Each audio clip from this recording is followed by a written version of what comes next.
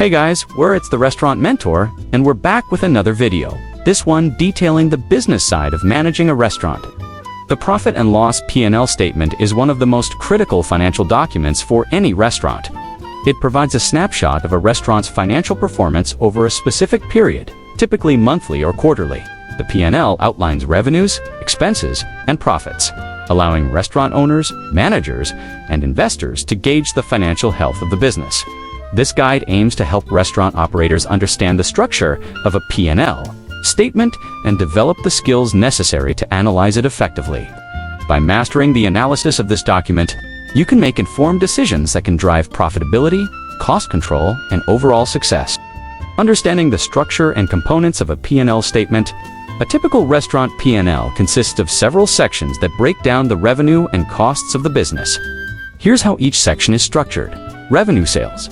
This represents all the income generated from selling food, beverages, and other services.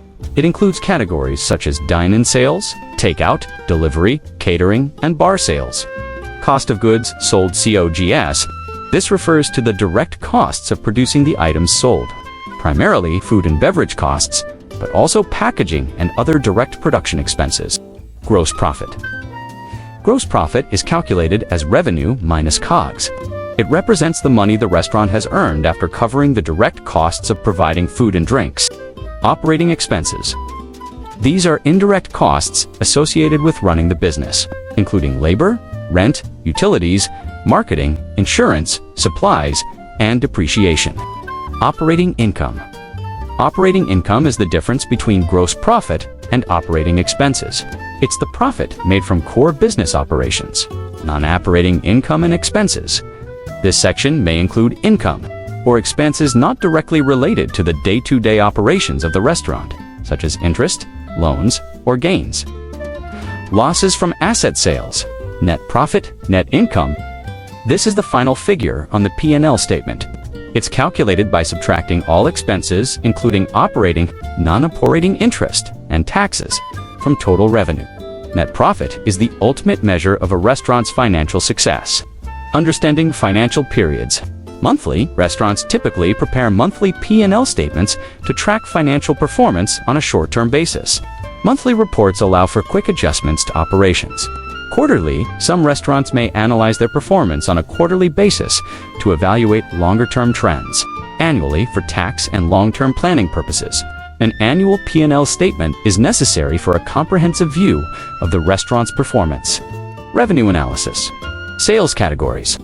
Understanding the different sources of revenue is essential in analyzing the performance of a restaurant. Common categories to track include food sales. This typically represents the largest portion of revenue and includes everything sold in the kitchen. Beverage sales. This includes both alcoholic and non-alcoholic beverages. Additional income. This could be from catering, delivery, private events, or other special services offered by the restaurant. Identifying trends and seasonality. Restaurant sales can fluctuate based on seasonality, holidays, and local events. Analyzing sales trends over time allows you to spot patterns such as peak seasons and off-peak months and adjust staffing, inventory, and marketing strategies accordingly. Average check size. Average check size is a key metric to measure the spending habits of your customers.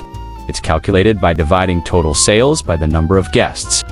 A higher average check size often signals that customers are ordering more items or purchasing more expensive menu options.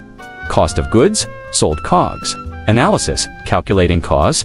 COGS is a direct expense for the restaurant, and it's essential to keep track of food and beverage costs to maintain profitability. The formula for calculating COGS is COGS equals opening inventory, purchases, closing inventory. COGS equals opening inventory plus purchases, closing inventory. Effective inventory management is crucial in minimizing food waste and controlling costs.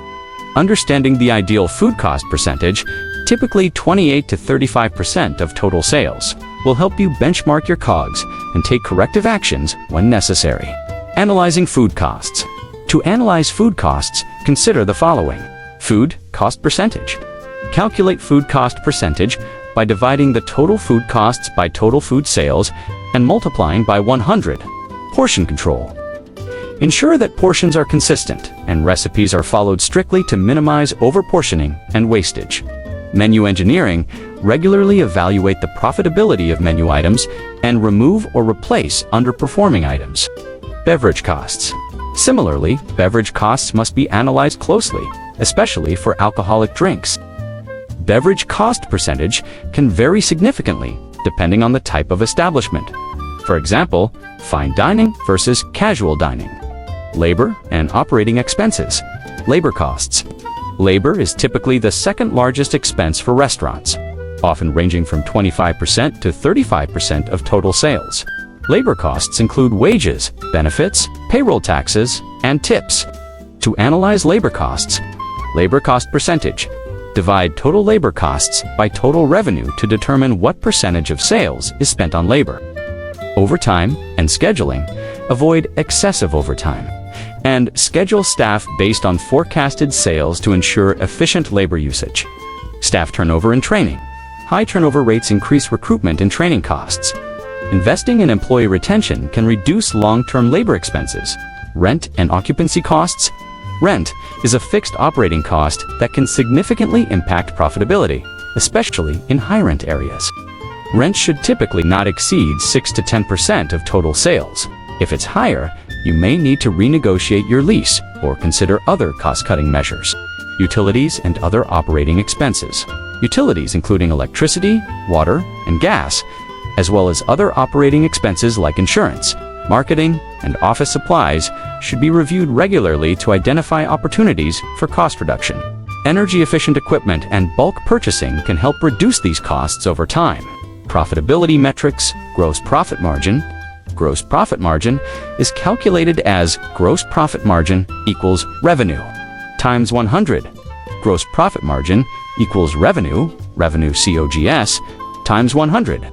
A higher gross profit margin indicates that the restaurant is effectively managing its direct costs, allowing for more flexibility in covering overhead and generating profit. Operating profit margin. Operating profit margin reflects the percentage of revenue that is left after covering both COGS and operating expenses. A higher operating margin means the restaurant is efficiently managing its day-to-day operations. Net profit margin. Net profit margin is the most comprehensive profitability measure. It accounts for all expenses, including interest and taxes. Net profit margin equals net income, revenue, times 100. Net profit margin equals revenue net income, times 100.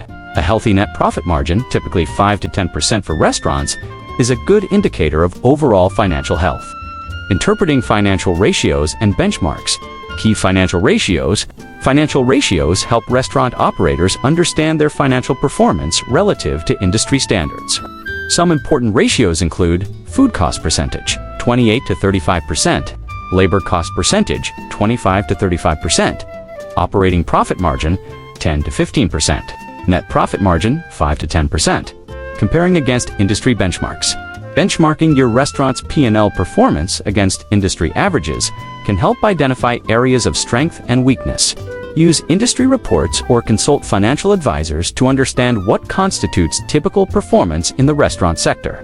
Actionable insights from P&L analysis, cost control strategies. Based on your P&L analysis, implement strategies to control costs.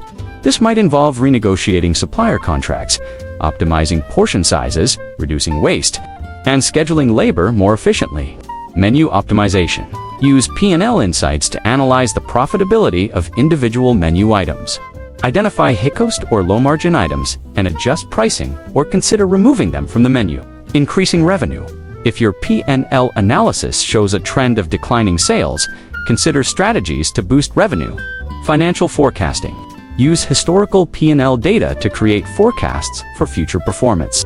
This allows you to set realistic financial goals and prepare for slow periods or growth opportunities. Analyzing the profit and loss P&L statement is a crucial skill for restaurant owners and managers. A thorough understanding of how to read and interpret your P&L will guide and help you make informed, data-driven decisions for your restaurant. Thanks for tuning in. Like and subscribe for more kitchen-related content.